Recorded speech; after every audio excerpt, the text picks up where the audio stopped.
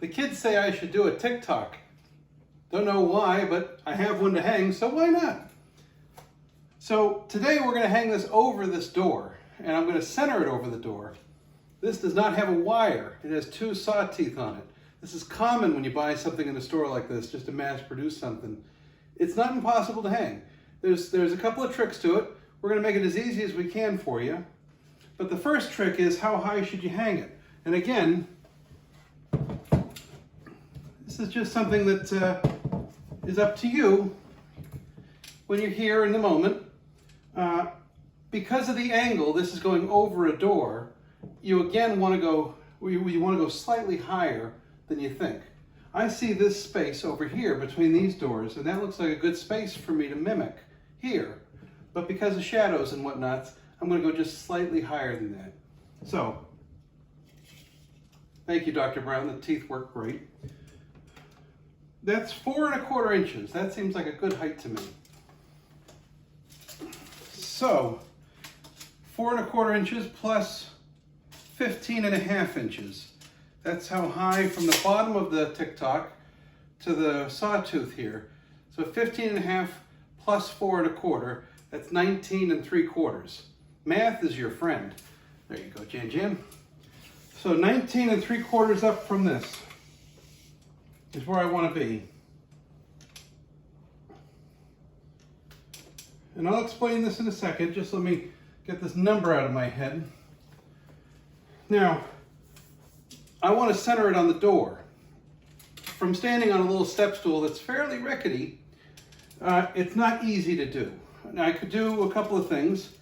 I could measure over from this wall to the center of the door and transfer that line up to the top, but you're not always going to have a wall or something close to you.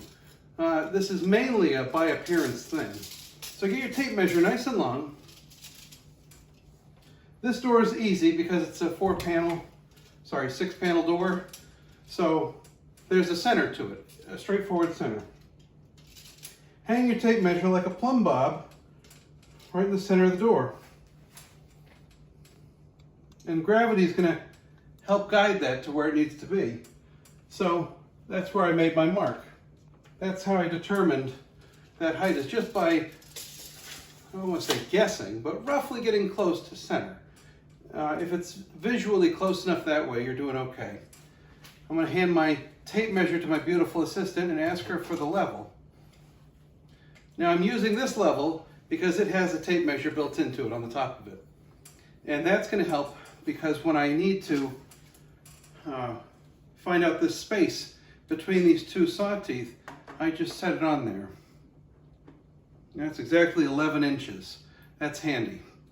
So half of 11 inches is 5 1/2 inches. Math's your friend. So my mark here on the wall, I hold it on 5 1/2 inches. Level the level. Make a mark on the end of it here. Make a mark at 11 inches. Now I have my 2 points that I need for my nails. And nails magically appear when you have a fantastic assistant. Now these are special sanitary nails, so I can do that. There's no such thing.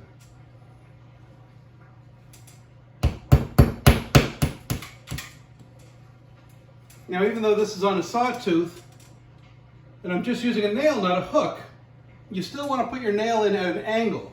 You don't want it to be angled downward, you want it to be angled so the art slides towards the wall.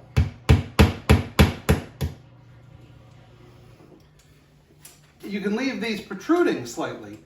You don't have to push them all the way up against the wall. You hook your nails right on your saw teeth. You get it on one and it's going to fall on the other. It's hung. But now what I like to do is just take the top of the art and push it flush with the wall. And just like that, we have hung a Tic Tok. That's what all the kids say they're doing these days. I don't see anything wrong with it. Seems wholesome enough to me. Thanks, that's Ken from Wally Road Gallery in Ormond Beach, Florida. We'll see you again real soon. Thanks for tuning in.